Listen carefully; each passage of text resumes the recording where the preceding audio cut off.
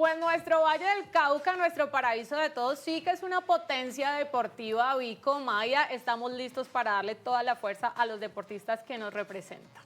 Definitivamente, y me encanta que además ahorita todos los canales regionales estén ahí mostrando todas estas justas, porque es justo y necesario que esto se haga. Recordemos que los Paralímpicos nacieron hace mucho tiempo, después de la Segunda Guerra Mundial, cuando un médico alemán de apellido Goodman decidió empezar a crear un centro, un lugar donde pudiera atender a todas estas personas que salían de la guerra con alguna condición de discapacidad. Y empezó ahí a nacer el deporte paralímpico, y muchos años después, de los años 80, ya decidieron los olímpicos acoger estos paralímpicos, y se llaman paralímpicos porque son paralelos a los olímpicos y se realizan después de los Juegos Olímpicos. Y precisamente vamos a hablar de eso, Vico, hoy. Qué buena aclaración, pero es que Maya se hizo la tarea. Si yo fuera el profesor de educación física de Maya, le pondría un 10, porque eso es lo primero que hay que decir, que se llaman paralímpicos, pero no tienen nada que ver con paraplegia u otras terminologías o definiciones que la gente puede confundir.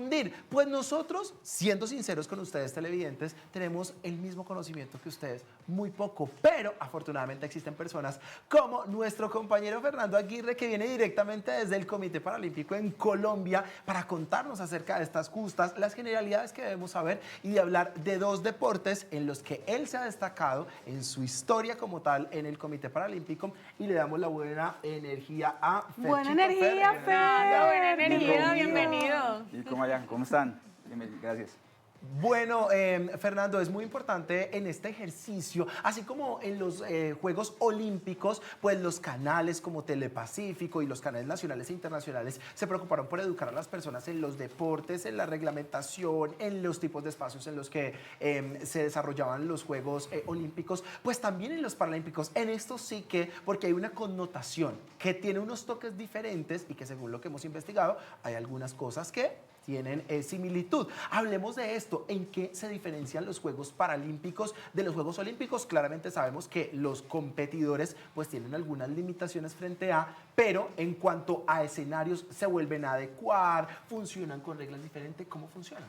Bueno, básicamente las reglas, dependiendo de cada deporte, porque cada deporte obviamente tiene su especificidad, los escenarios casi siempre son los mismos. ¿En qué se diferencian? Pues si vos vas a ver para natación, va a utilizar la misma piscina, no va a tener ningún tipo de adecuación. Que si vas a ver para atletismo, va a ser las mismas pistas. Pero ya dependiendo del tipo de discapacidad, primero que nada, y adicional a eso, sobre el tipo de categoría que se está desarrollando, entonces hay un tipo de normatividad que se aplica específicamente para cada categoría. Un ejemplo, ahorita que lo estamos hablando fuera de cámara, es el tema del voleibol. Vos ves que el voleibol es 6x6, igual en el voleibol sentado también, o en el paraboli también es 6x6, pero la malla, obviamente, como las personas se desplazan sobre los glúteos para poder jugar, entonces se baja la malla a altura de 1.10 para mujeres y 1.20 para hombres. De resto son exactamente las mismas reglas, el balón no te puede tocar el piso, son los mismos 3 toques, pasador, pegador, zagueros, etcétera, etcétera, que es lo mismo que el convencional. Básicamente cambian específicamente por el tipo de... Fer, ahora hablábamos detrás de cámara del tema de las clasificatorias, que ese es como el tema, digamos que más complicado en el tema de los Paralímpicos, porque no se hace por condición de discapacidad, sino que se hace por el nivel físico que tenga esa persona, no importa qué tipo de discapacidad tenga. Explícanos un poco esa clasificación. Me encanta que lo explicáramos, Fer, no sabes cuánto, porque a mí me generó, yo me estaba enloqueciendo ayer, ¿será que yo soy muy ignorante o realmente me han dado muy poca información con esto? No, y tienes toda la razón. De hecho, el gran propósito que se está dando con todos estos temas es precisamente que la gente conozca de toda la minucia que va detrás del paralimpismo, pues precisamente para que se los gocen, porque la gran mayoría de gente que desconoce, pues no le pronto le entusiasma, pero de pronto no sabe el cómo hacer. Por ejemplo, no hay cosa más desesperante que ver un partido de fútbol para ciegos. ¿Por qué? Porque no puedes hacer barra. Porque resulta que como ellos utilizan un balón que tiene un sonido, una campanita, entonces si hasta la bulla, pues obviamente entonces, no van a escuchar el sonido del balón rodando. Entonces vos tenés que aguantarte las ganas, porque cuando hay gol, hasta que el árbitro no hace el gesto, vos no puedes celebrar el gol, por ejemplo. Entonces son tipo de cosas que van ligadas a ese tema específico.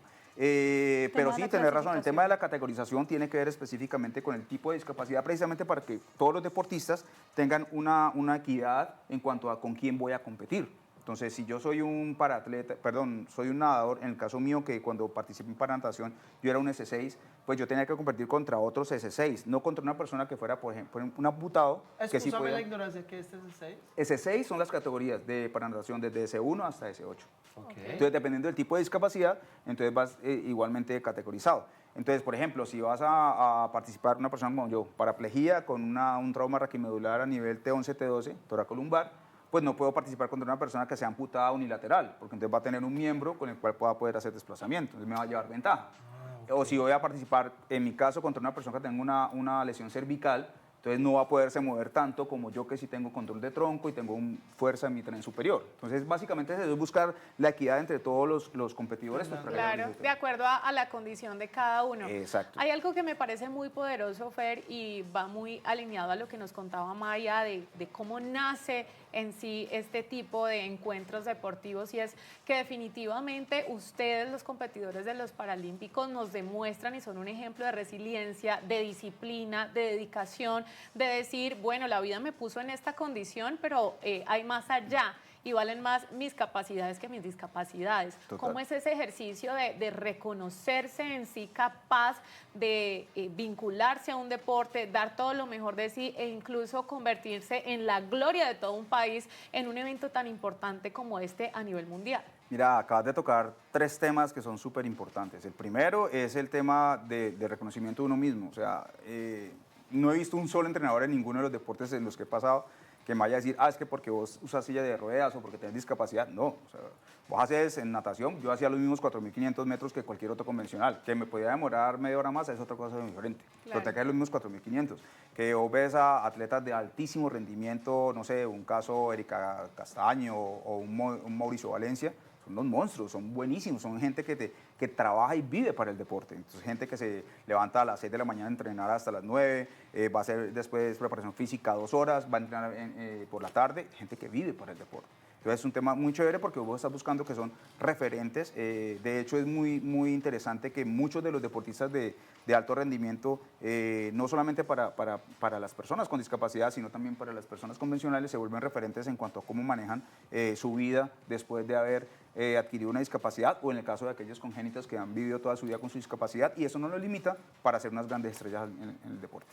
Bueno, Fernando, volvemos a nuestras clases, porque también nos surge preguntas como, dependiendo de la discapacidad, ¿se puede ir a las justas o a los Juegos Paralímpicos? O sea, ¿todas las discapacidades son bienvenidas? Esas categorías que decías, S1, S2, S3, eso es lo que cataloga la discapacidad como tal, pero el tipo de discapacidad cuenta aquí. Una persona con síndrome de Down, ¿cabe como una categoría y un manual frente a?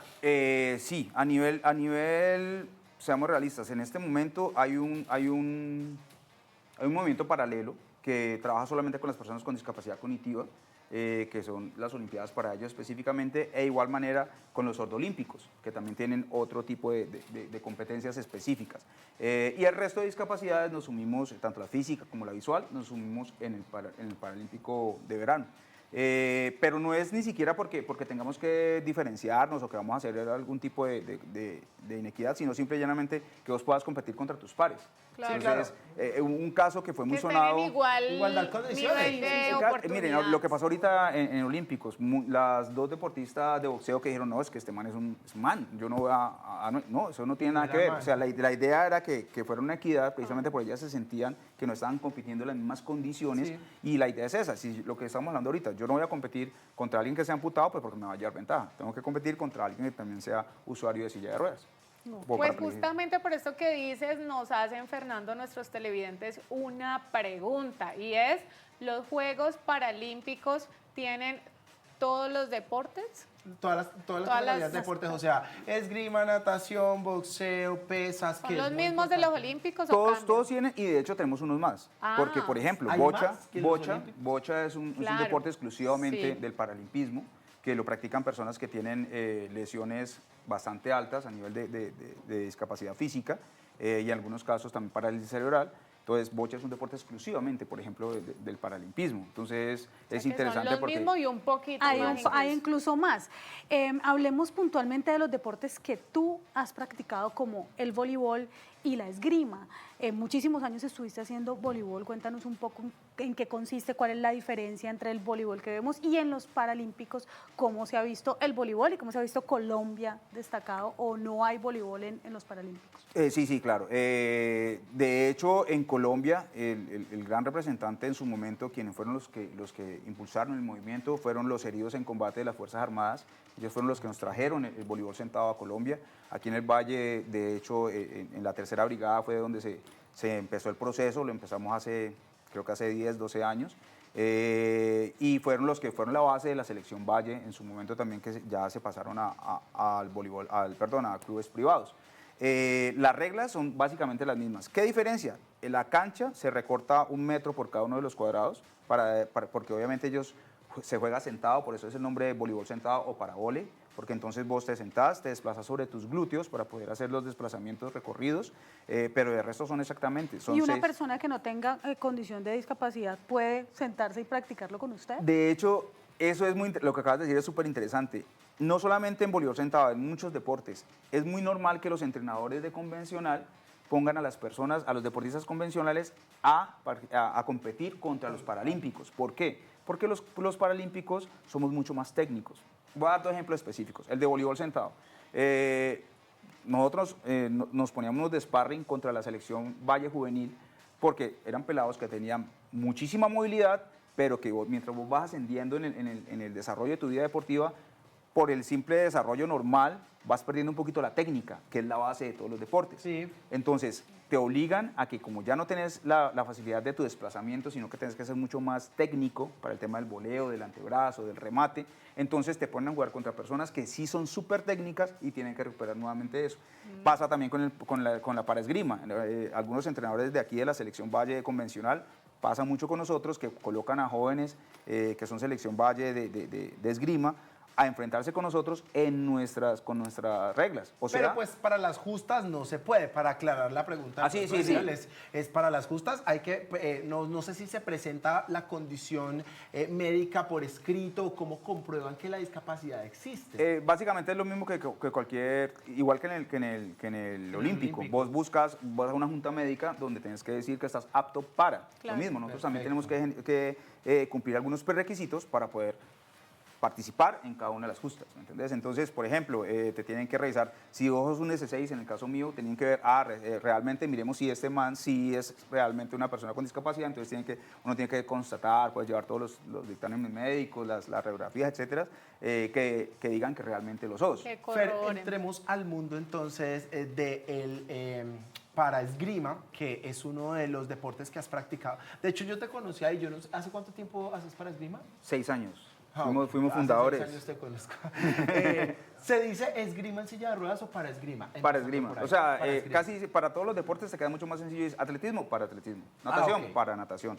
Tiro deportivo para tiro deportivo. Okay. Perfecto. Entonces vamos con el para esgrima, que es uno de los deportes que has practicado. ¿Tiene reglas diferentes con el esgrima convencional? Aparte de que se practica en silla de ruedas. Solo hay una, y es en el caso de las 3 armas, o sea, espada, florete y sable. En el caso de la espada, nosotros nos cubrimos con una falda magnética, porque la espada, no sé si todos lo conocen, las espadas tienen unos sensores chiquiticos que te tocan y ya prende la máquina. En el caso de nosotros, puesto que eso la verdad no es muy antiguo, es más reciente. Con el toque se prendería cualquier parte, entonces hace muchos años, algunos muy perritos en el deporte, entonces siempre les tiran a las piernas porque las piernas no se podían mover. Entonces, entonces eran muy hábiles, entonces dijimos, no, entonces vamos a poner a todo el mundo en igualdad de condiciones, entonces nos cubrimos los miembros inferiores con una falda magnética, entonces cualquier toque por debajo de la cintura no vale, todos los toques son para arriba. Entonces ahí es donde te digo lo de la parte técnica, entonces vos desarrollas mucho las defensas, todo lo que tiene que ver con las garras, etcétera, en el esgrima, que viene también de la esgrima convencional, para poder ser mucho más productivo. ¿Fueron deportistas de esgrima del Valle del Cauca a los Paralímpicos? No, pero precisamente por eso, porque para esgrima no alcanzamos a participar, estuvimos en las 3 Copas Mundo, nos fue muy bien afortunadamente, pero nos faltó el centavo para el peso para poder estar en París. Fernando, te vamos a molestar demasiado por estos días porque queremos tener en nuestro programa esa parte educativa. De pronto la transmisión la vemos y en televisión y en los deportes olímpicos o en las justas olímpicas, pues escuchábamos a los especialistas, pero en los paralímpicos yo podría hundirme en la misma bolsa de mis tres compañeros y de muchos televidentes y decir, yo nunca me había detallado a conocer las reglas, cuando hay un punto, cuando no, quién puede participar. Entonces te vamos a molestar mucho porque queremos aprender demasiado. No sé si la otra, ¿qué tienes por hacer la otra semana? El martes al 8. Pues ya a París no voy, entonces no hay ningún problema. Bueno, aquí vamos a estar. Muchísimas gracias y ustedes recuerden que desde el 28 de agosto y hasta el 8 de septiembre estaremos transmitiendo por nuestro canal regional Telepacífico y los 8 canales regionales de Colombia este encuentro deportivo tan importante que cuenta por supuesto con talento de nuestra región. No se desconecten porque después de comerciales tenemos toda la actualización de noticias para todos ustedes.